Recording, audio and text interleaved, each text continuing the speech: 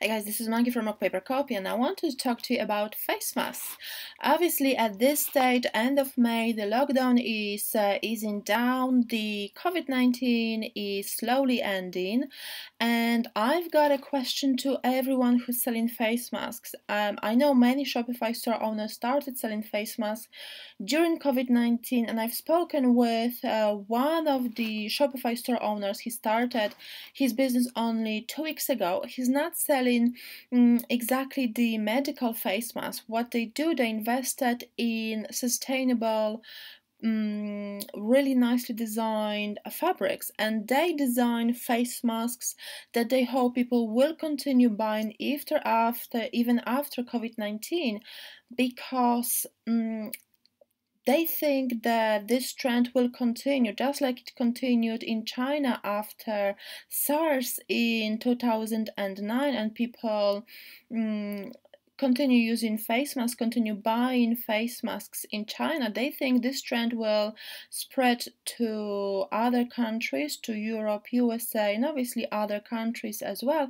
And people will continue using face masks after COVID-19 ends, and they are targeting these specific fashionable customers who are more likely to pay to be looking for those face masks.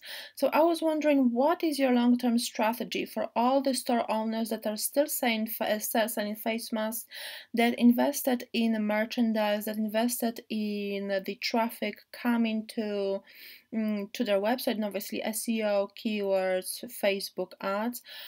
Do they think that they will stop selling face masks? Will people completely stop buying face masks, or do they think long term?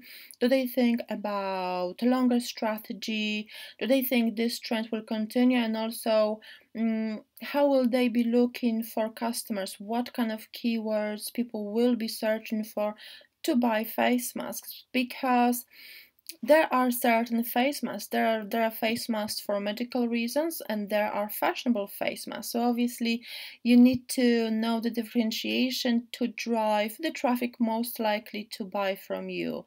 So think about how to keep selling those products, how to find the customers most likely to pay to buy from you, because I've got an impression that COVID-19 will change quite a lot in a way how people live, how people buy products, how people work, and obviously a lot of things will change. Not only economy will be affected, but also our everyday lifestyle. We might still think about social distancing even after markets open. This is kind of our second habit, to keep this kind of 2 meter distance.